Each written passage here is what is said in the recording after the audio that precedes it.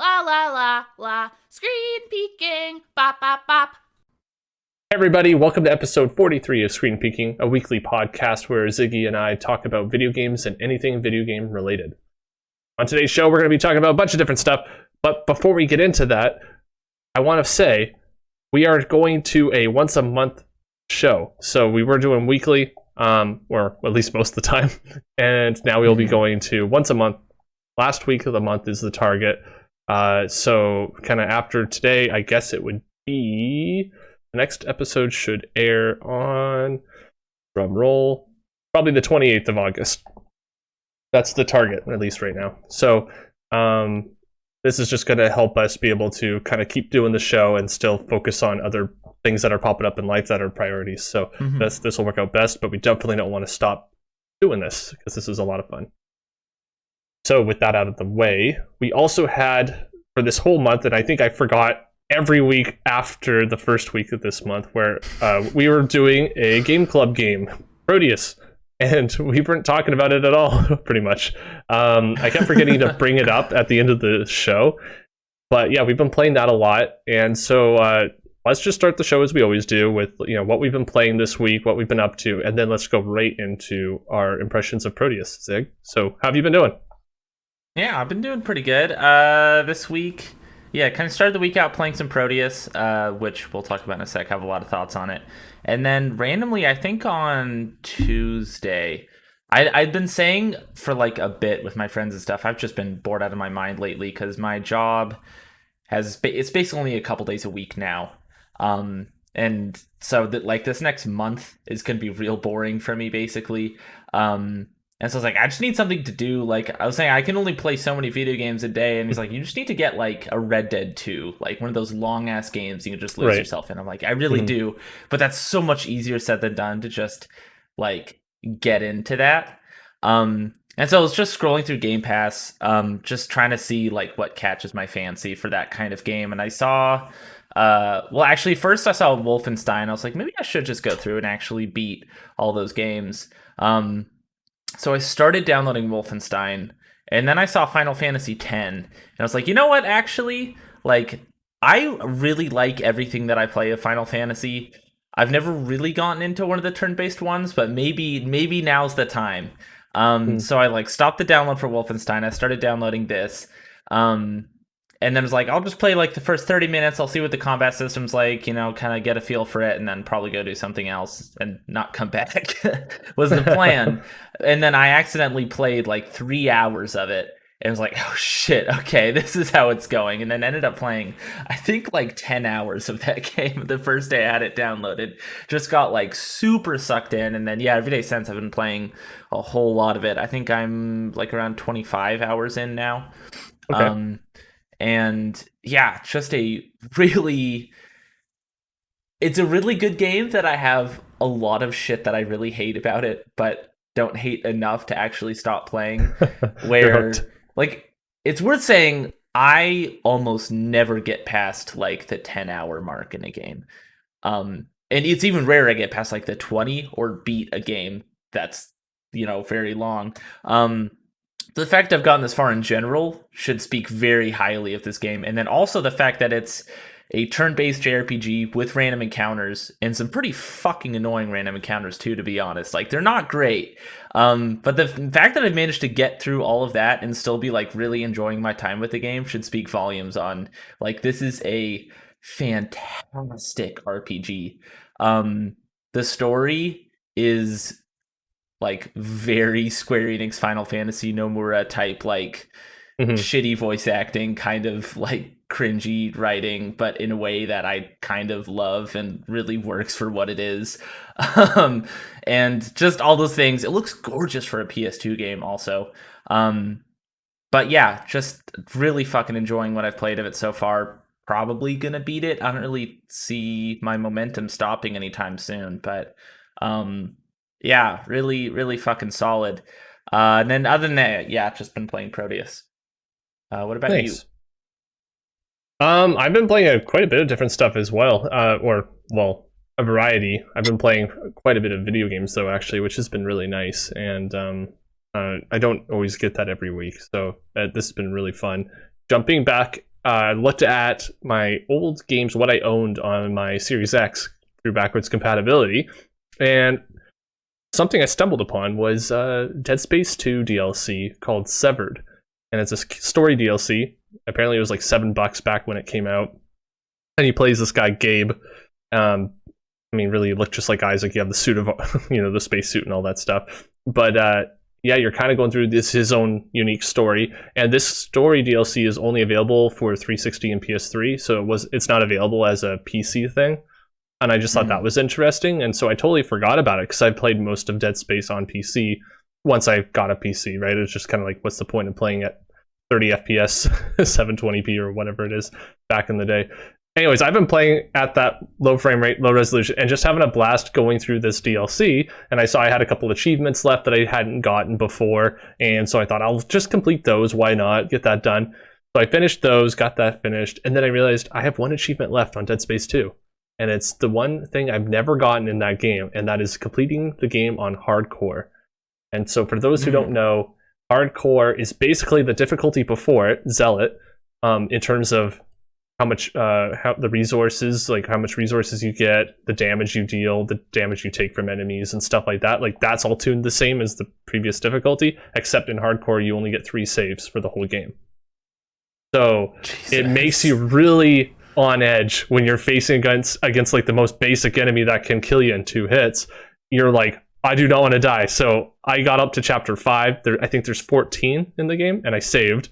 And then now I'm at chapter 7, I want to say, maybe 8. And I'm at this spot where Isaac gets launched towards the planet, or towards the city or whatever, and he's like flying through space, and you have to dodge debris, and it's like a one-hit kill if you get hit by it. And I am so nervous to continue right now, because if I get touched by that, I'm going all the way back to chapter 5, and I am so nervous because I'm trying my best right now to get to chapter 10 and save, and then I want to save right before the very end boss. And then that's my goal, is just to be able to do that. So when I get that next save, though, it's going to be such a good feeling, just being able to go, I've done it. I've accomplished 10 chapters.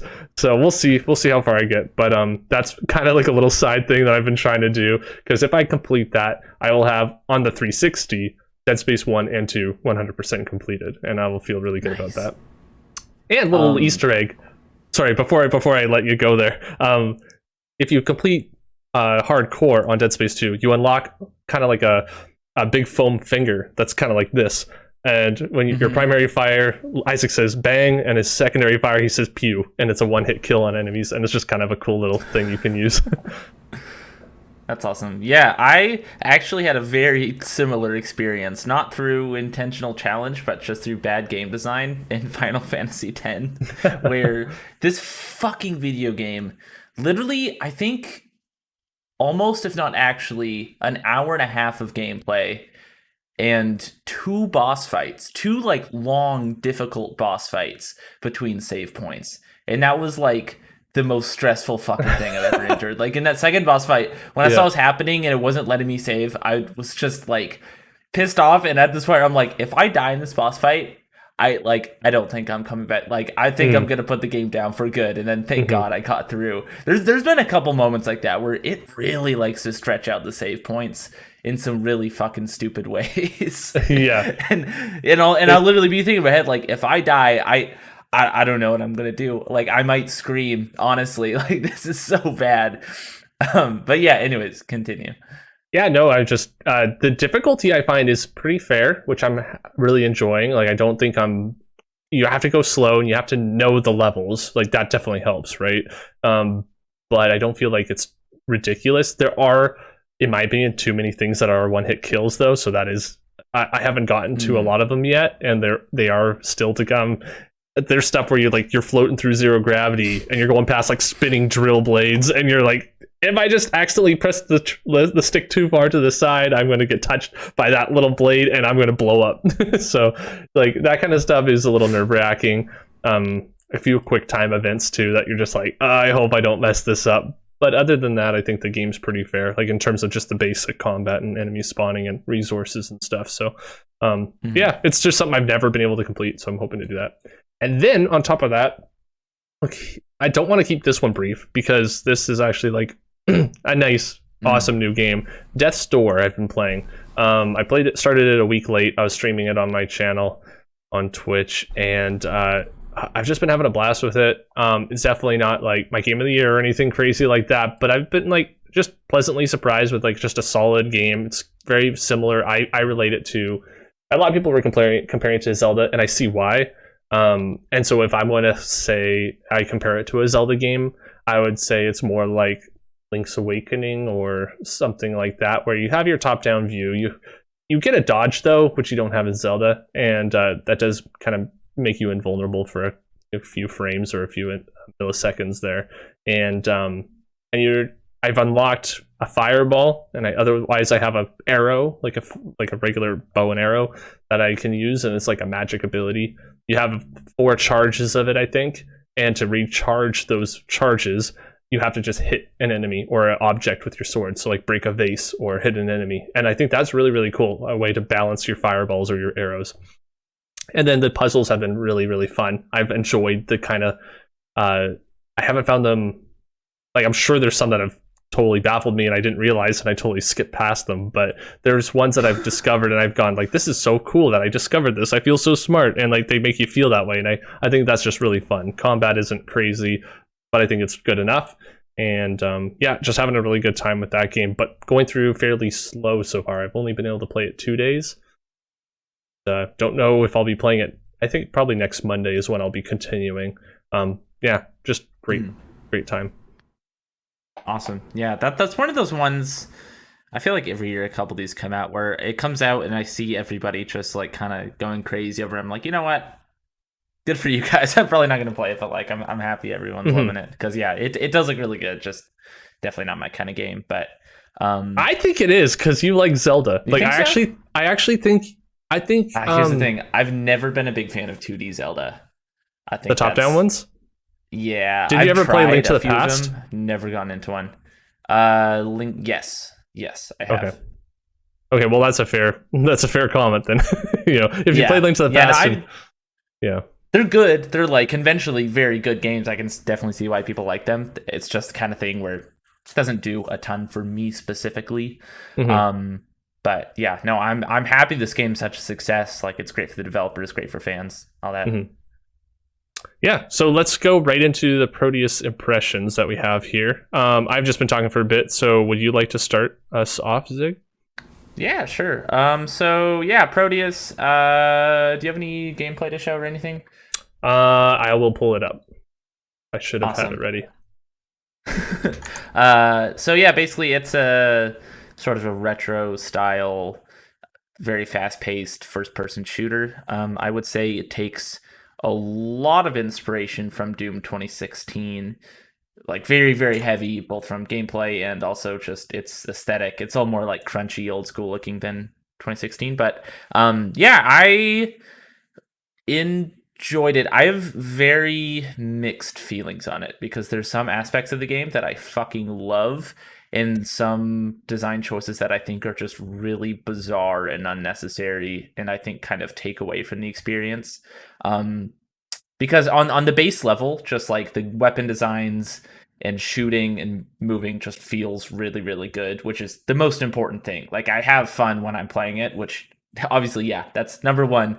But there's some things like the fact that this is such a weird thing, but the fact that there's like reloading and sprinting in the game is just a bizarre choice for the kind of game that this is, where reloading, I've always thought in this type of speed for a shooter, that just doesn't feel good. Like, having to stop and retreat to reload your gun and then jump back in just always, I feel like, breaks the flow of combat for me. And that's like Doom 2016 figured that out. That's why it doesn't have reloads. So you can just always be, shooting first, thinking later.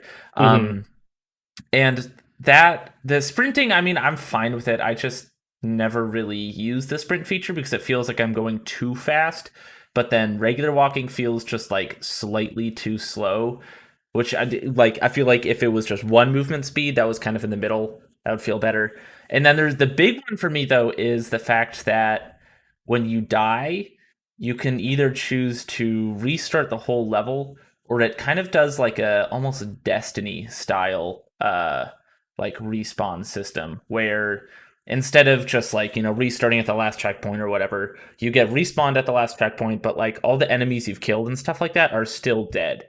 So you just get like respawned back there and then can finish whatever fight you started, which personally I think makes the game a little bit too easy. I was playing on the second to hardest difficulty, the very hard or whatever, and like that, if the checkpoint system worked like it usually would, I think it would be like a perfect amount of challenge. I died, once or twice every fight. I felt like I was, being challenged. I had to push myself to my limit, except that I never felt like I was actually having to learn from my mistakes, because every time I died, I could just go in and clean up the mess and I'd be fine. Like there was really basically no stakes to actually dying, which is a little disappointing, because I think that kind of the repetition of dying and repeating a level over and over again, or just a certain section, and then realizing what you're doing wrong and fixing it and learning and improving is why I love this type of genre. Like that's what makes Dusk and Ultra Kill in those games so fun and rewarding. And I think that this respawn system really just kind of takes away from that, unfortunately. But I mean, that said, I still probably played a good couple hours of it and really, really enjoyed what I played, just because, it on its base level, shooting feels fucking great. The sound design is phenomenal. It's worth mentioning.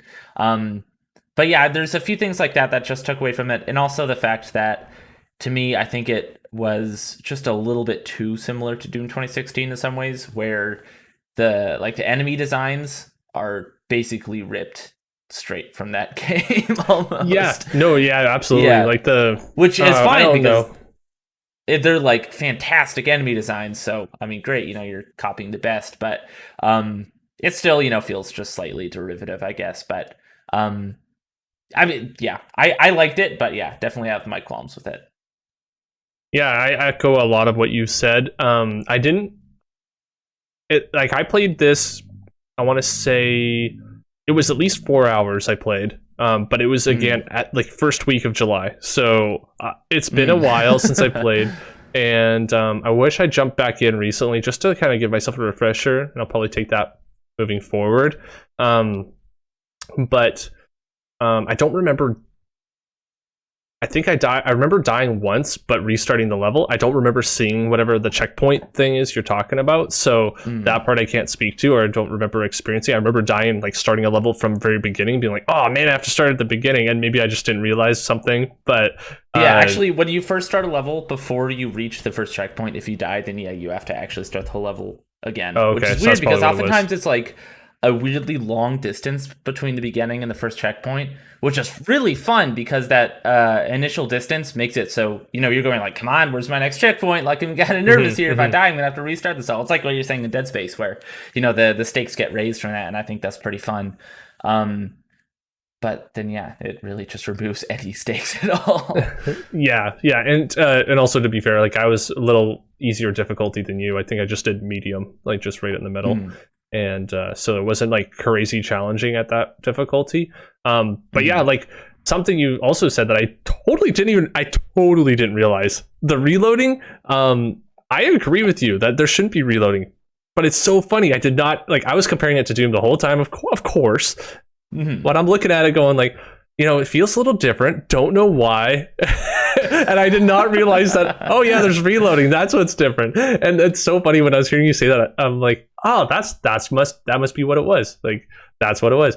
I totally agree with the sprint comment though, because like, why the heck is there sprint in this game? And yes, the walking is too slow. There's just got to be that little, like, turn up the walking speed, get rid of sprint, done, no problem. But it kind of felt like that was in there. Both those were in there just because that's what modern shooters do, and so clearly that's the correct thing to do. But I just don't think it is. It's funny what you're saying with reloading. You didn't notice. For me, it was like it was so in my face, because I've played enough of these games now that I'm so used to not having to reload. And so when it was reload, I'm like, why am I not shooting? What the fuck is happening? And I was like, is my fucking mouse broken? And I was like, oh no, I have to reload it. What is this? I got like genuinely like freaked out. Like, what is going on? Why am I not shooting? Like, I have ammo. No, that was funny. But yeah, But other than that, I love the art style. I like that they went with like a kind of pixelated 3D model like design. I loved that you know your damage still shows like on enemies. You shoot off their arms and they're coming at you still and things like that. I loved it. I appreciated that. I enjoyed the music. Something I haven't enjoyed in Doom and this. And this is definitely probably my own little niche little group of people that probably feel this way. I'm not a huge fan when there's a bunch of different shotguns and a bunch of different of the same kind of gun. That sure one's more damage and whatever. Something about it just it doesn't feel right to me. I don't like having to switch between this shotgun and that shotgun or this pistol and that pistol or whatever. But if they are generally the same archetype of kind of a weapon, then I'm usually not a fan of having to change between them. And so for me, I just as I unlocked more weapons, I was kind of like, okay, like I don't really want to be switching between all these different ones. I can understand why that would be like awesome for people who are like really skilled and all this stuff, like, and different enemies maybe require certain attacks, but I feel like for the most part a lot of it was like use whatever you have ammo for right now. And I and so for me, I was just kind of turned off by that. And but I feel that way about Doom Eternal and Doom and all of them. Like I just don't like that. To be fair on that, games. that actually was another one of my criticisms. There was a lot of weapons because I really like having like the regular shotgun, super shotgun. Use different ones for different enemies. It's very situational. I like that, the choice between the two. With here, I did think that there's a lot of weapons that were just irrelevant. Where you get like the starter pistol, which that was a great starter pistol. I guess a fantastic starter pistol. It feels fucking amazing. But then the moment you get the next gun, it's irrelevant. You don't need it because they use the same ammo, but the other one is just better. It just does more damage at about the same accuracy and range. So that's kind of lame. And then you get a chain gun, which is basically just that, but shoots more, and that the chain gun I also thought was kind of unnecessary because it just used up some ammo and did such little damage. I like never actually used it. And then you get a shotgun, which fucking great shotgun, by the way. And you get like a rocket launcher and a grenade launcher, which same thing, like the grenade launcher just didn't seem very powerful. So I found myself not using it ever really. And like sort of an energy, like chaos gun, I think it's called. That was the coolest weapon design of the game that I've seen so far. Cause it like shoots lightning that conducts through blood, which is awesome. So if there's blood really cool. Splatter and viscera all over, it'll like chain to the like puddles of blood and whenever enemies are in there. Like that felt fucking awesome. That was really cool. But yeah, no, I actually really agree. I think there's a lot of weapons that did not really need to be in the game. I got them, used them for like a level and then never really picked them up again. Yeah, like for example, they had the dual SMGs, I think, and it's like you can use that or your chain gun, and they both are going to use a ton of ammo. But one you have to reload more often. Like, I don't know. I don't know. I felt like I'd like more of that energy one or more like unique guns that they could have like kind of come up with something a bit different. Sure, start with the starter pistol. That makes sense. That's fine. But start to blow our minds with some other cool stuff. Have just one shotgun, one pistol, one assault rifle, whatever, and then start bringing out these other cool things. I would have liked that more if I was to be critical on that. Yeah, and even just like switching between weapons becomes really clunky when you have that many weapons and most of them you don't want because especially on controller. Yeah, oh god, yeah, I bet. Because I mean, for me, I'm used to quick swapping through the number keys, but usually I only use the first like 3 or maybe 4. And there's more than I'm not even that far and I already have like 6 or 7 weapons, so that kind of stops being a thing. I can just scroll through the weapons if I want, but same thing, there's too many. Or it has like a sort of quick menu where you hold a key and then it stops time and you can select your weapon, kind of like Doom, like 26 and Eternal have. But it's instead of just a really simple little like circle that you can quick swap in, it's this whole menu that you have to like click on something to bring it in, which just feels a lot clunkier than the simple little ring. But yeah, just kind of unnecessary. Great. Well, let's move on because I'm on a time crunch this week. Going to go head up island to help out my dad with digging a fire pit. So I told him I'd be there by a certain time, and we kind of last minute decided to record today, so we're gonna make it work. Let's go on to the Annapurna event that happened. You said it was today? I was so busy with work I didn't pay attention. But why don't you take that away? A few hours ago. All right, yeah. So there's a bunch of things there. Just some things that caught my eye I want to talk about. There's a Yeah. new trailer for Stray, which looks really cool. It's that game where you play as like a cat in this sort of like cyberpunk looking world, and there's like these cute little robots everywhere that you can talk to. It seems like just a fun little adventure game. But this one was sort of like a gameplay walkthrough, and it was showing some pretty cool like puzzle mechanics and even some sort of combat. But there's been a few games where you like play as a cat. None of them have seemed particularly interesting to me, but it seems like this game doesn't actually rest too much on that gimmick and more just on the idea that being a cat is very like nimble and freeing gameplay experience, which they seem to focus on. You can jump really high, you run really fast, things like that. And so it seems like they're doing a very good job with that. But yeah, that looks awesome. A announcement that they made was Outer Wilds Echoes of the Eye, which Outer Wilds, without spoiling anything, is very high up on my favorite 50 games of all time list. So this made me lose my mind. It's like an expansion coming. They didn't show too much, but there's like a shot of the sun being like shadowed by something. It's very ominous, very cool. I'm super fucking excited to see what's going on with that. And then the last one that caught my eye is called Neon White, which is made by the same guy who made Donut County. I'm not sure if you ever played that. Oh yeah, I played that one. Yeah, and this is a extremely different game. It is, I think they describe it as like a speedrunning, like card-based shooter, which is very interesting. So it's first person, and then you like pick up cards, and you can either use those cards to shoot. Oh, I've seen this before. I've seen a trailer for this before. You can like discard them, and then you get like a cool movement ability with it, and it looks just so fluid and so fast and so fun. It looks awesome. It seems it's just super different from Donut County, if you can't tell here.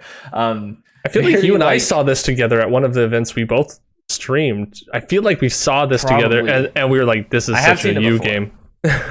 yeah. And it's got like a lot of sort of like, I don't know, almost like middle school edgy, like, I don't know, it seems to like revel in its own cringe, which I really appreciate. Like it knows that this art style and its character designs and all that are pretty fucking like hot topic edgy, but it just rolls with it, which I really, really like when games can have that kind of confidence. But yeah, this game looks fucking awesome. I'm absolutely picking this up, and I love this developer. So yeah, and there's a few other ones that, I mean, they looked okay. They didn't really speak to me super personally. One of them actually looked really good. It was this story. What was it called? Something about the color blue. But this like seemingly very well made little story about like motherhood. Which obviously I'm probably not the target audience for this game. But I thought it looked very pretty and very well made. But yeah, that was Annapurna. Well, thanks for sharing that with me, because I had no information on that. I like hearing about new stuff like that. I wanted to quickly point out, just like not going to spend a bunch of time on this, but the Ascent came out today.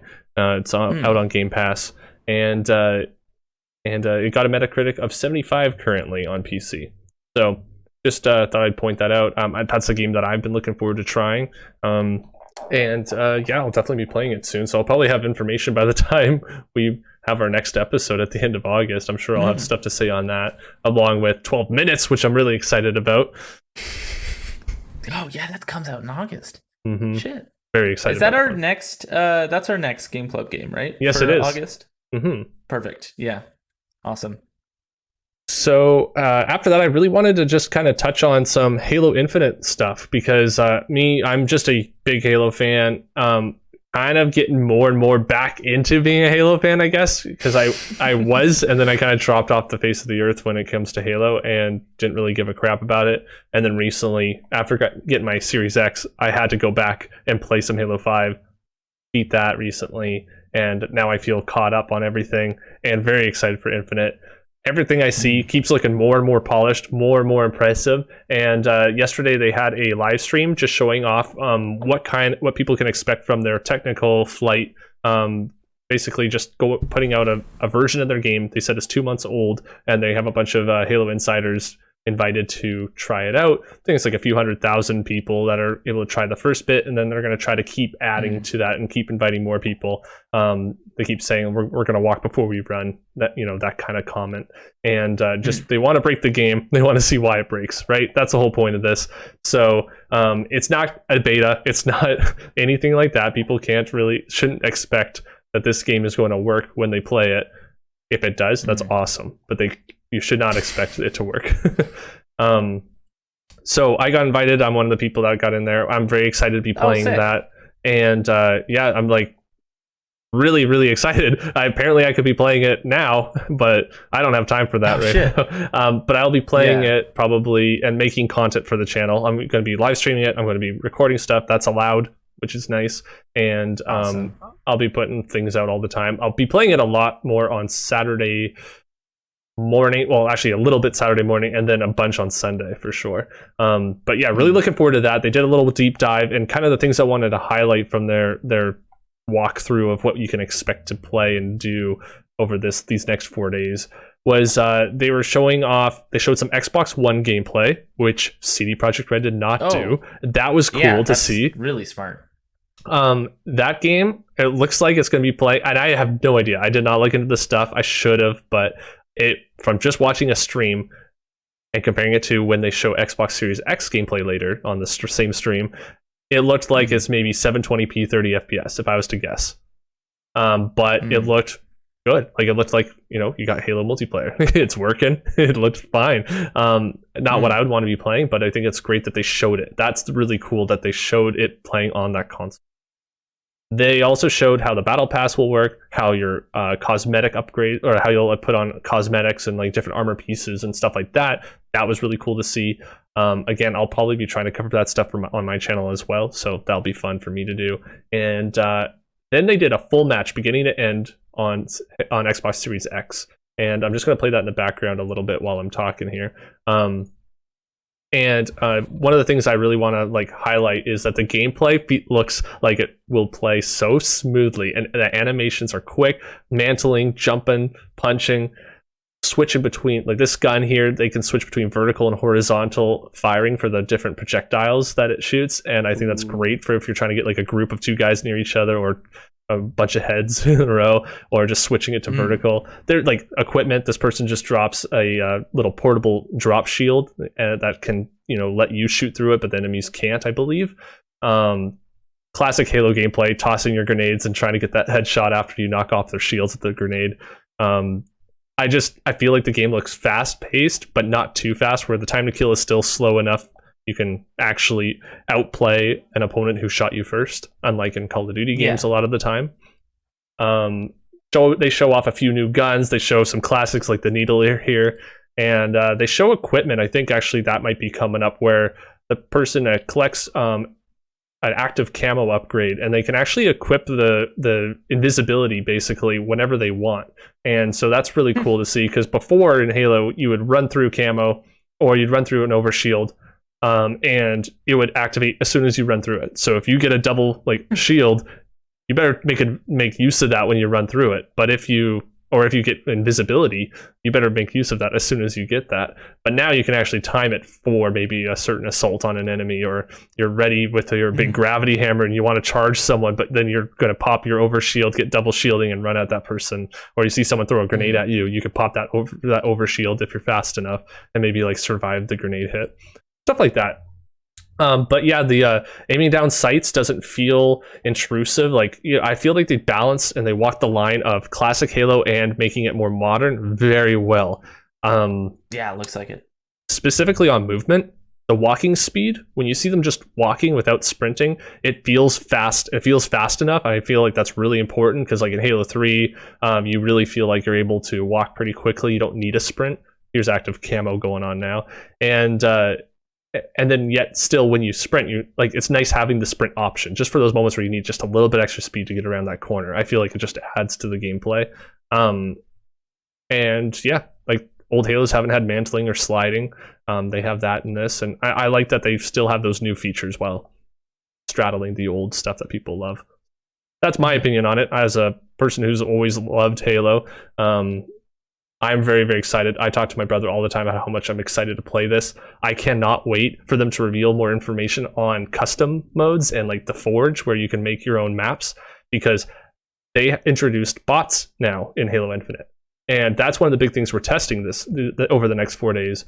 They said that they need to really be tweaking and seeing how the bots perform, how difficult they are, but they really feel like they're pretty smart. They said they even watch, like the bots will watch the radar. They will be charging you when your shield's out to try to punch you down like a real person would. They try to look at human behavior and copy that with the bots.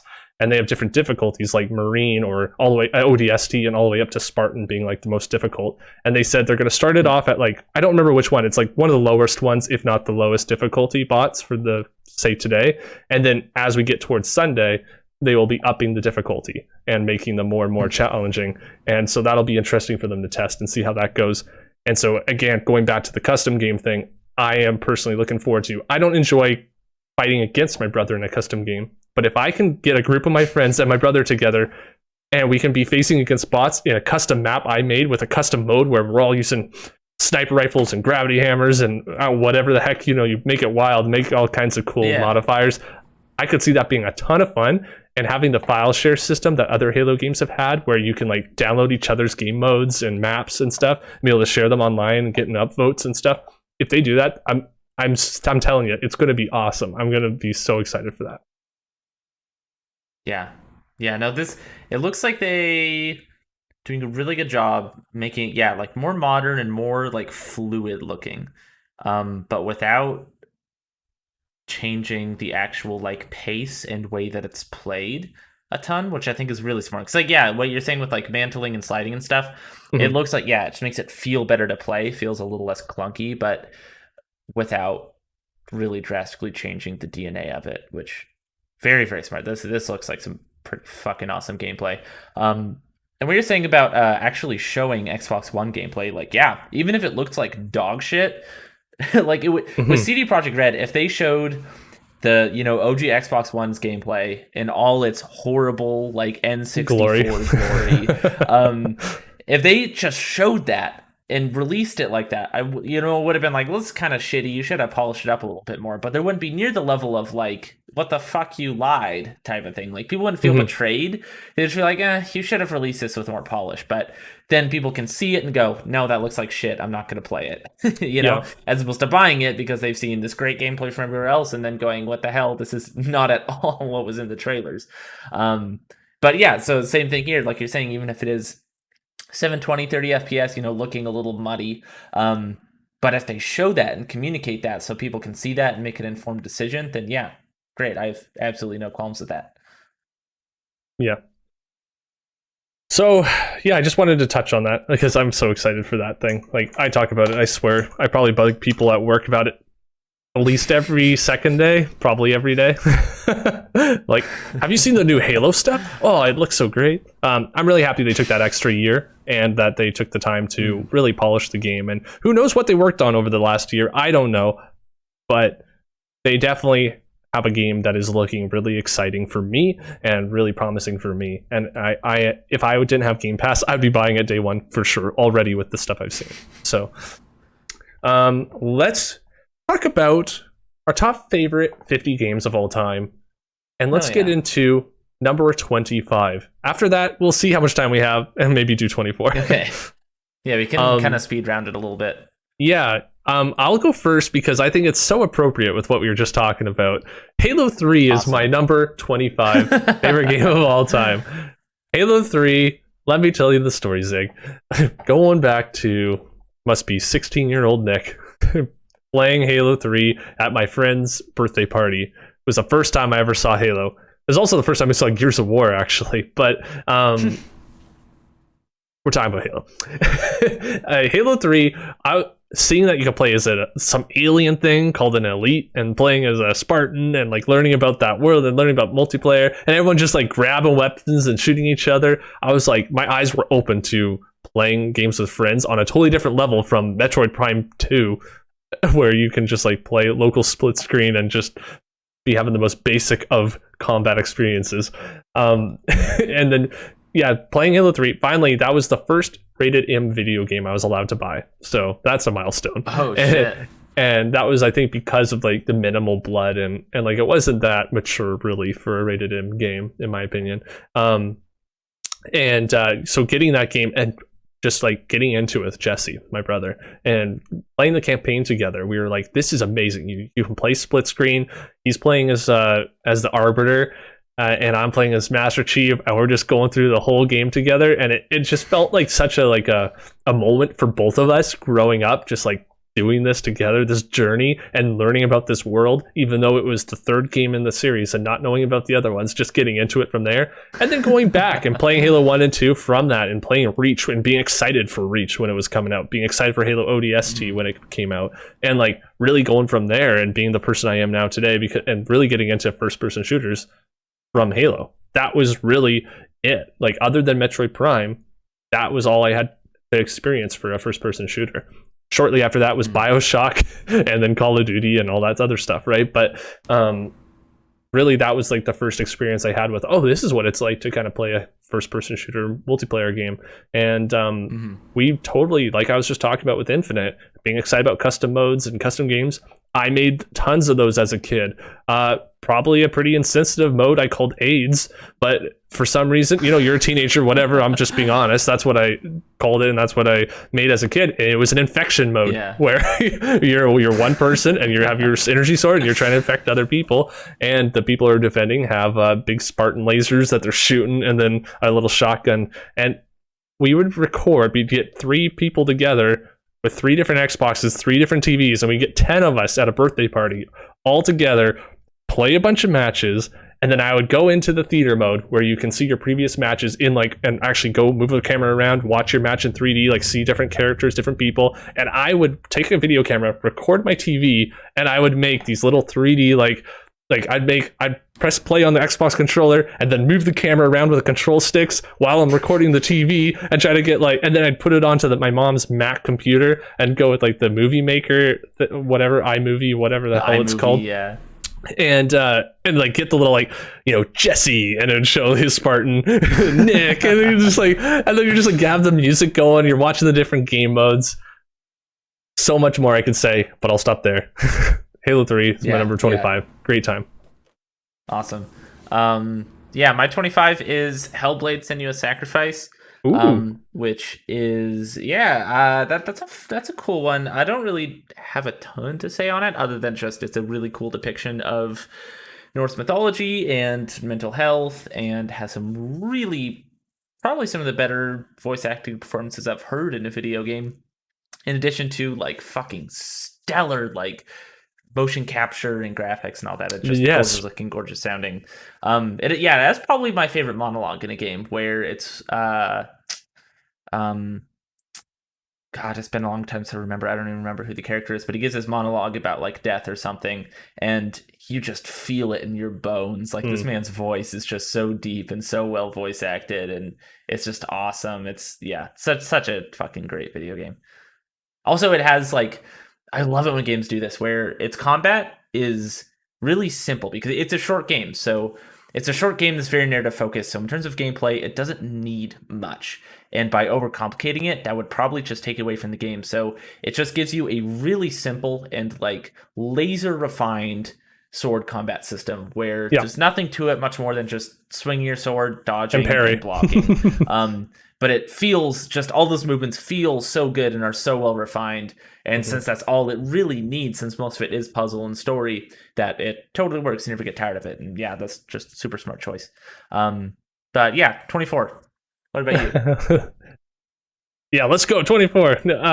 I just want to say on Senua's Sacrifice, I really like that game. It's not in my top 50, but I totally agree. That game is great, and I think it just didn't hit for me in a way it did for a lot of people. That combat I really enjoyed. I think I found it too slow when it came to exploring the puzzles and walking around. And I think that was the biggest part that started to make it more of an effort to continue and finish it, because I wanted to finish it. But my number 24 is a little fun one. Super Mario 64 is actually on there, because that's one of the few Mario games where I got all the stars and I completed it 100%, because most of the time I just play it for a good time, a short time, good time, and do a few levels, and I peace out. So yeah, Mario 64, I don't have a ton to say on that one other than I definitely put it above Halo 3. It's just like that experience where I remember playing it at McDonald's as a kid. I always enjoy playing it. I played it with my best friend growing up. We played all the time, just stretching Mario's nose and snapping it back into his face from the start screen. And just a lot of great memories. And whenever I play it, all those memories kind of just wash back from being really, really little and just kind of seeing what video games were like at that time. A simpler time, and really exploring what it was like to have a camera. Even though the camera was not great in that game, it's like just being able to change the direction, move it around, a 3D character, being able to run, triple jump, learn all the different moves. Like I wasn't used to a character that had so many different moves, like crouch, like diving, and or crawling up a slope, or doing a backflip and cartwheels and shit. So that was really cool, and having little bosses that were cute, and like it was perfect for me as a kid, and I really, really love that game. Awesome.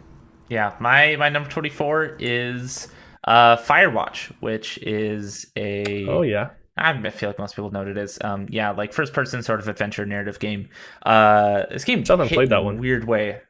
You haven't? Yeah, I won't spoil the ending then in case you ever do plan on playing it, just because this game really leads you into thinking that it's something else, and it's probably the best like video game depiction of just being fucking paranoid out of your mind that any game has ever done, in a way where it genuinely messes with your head and genuinely makes you think things that are just completely imaginary. And when you look back, you're like, no, this game didn't actually really hint at these things. Like I made that all up in my head, but it just, kind of like gently guides you into making a bunch of shit up about the world and whatever. But that, in addition to same thing, like fucking God, amazing voice acting. And yeah, just a really, it's a weird emotion in the story where it's not particularly like sad or happy or anything. It's just, it leaves you feeling, I don't know, empty, which is something a lot of games don't do, and just really interesting. I like it when any kind of media makes you feel something that you don't often feel in media, and this game totally does that. It's a weird emotion that I don't know how to describe, but awesome game. Great. Yeah, that's definitely one I need to try, especially if it plays with your head and your emotions in that way. Like I definitely want to see how I feel playing it. Obviously, I'd be a little bit more on guard though. Yeah, it's definitely not your standard sort of like Gone Home type like first person adventure game like that. It does a lot of stuff that's pretty unique from those types of games, I would say. Right. Well, that's been fun. Let's end the show, though. I've got to get going soon. Oh, yeah. Right on time. Just to remind everyone, our Game Club game for August here will be 12 minutes. So when it does come out, I believe it's the 14th, check it out. Join us. Play through the game. Let us know what you think. Let us know in the comments. And I'll be reading those all the time whenever there are any. And without further ado, you can check out this podcast on Google Podcasts and Spotify, and of course on this channel where you're possibly watching it right now. If you do like it, please leave a like, follow, subscribe, all that good stuff, and let us know how we can improve. And we'll see you guys next month in the next episode. Yeah. Till then, see ya. keep peeking that screen. Bye, guys.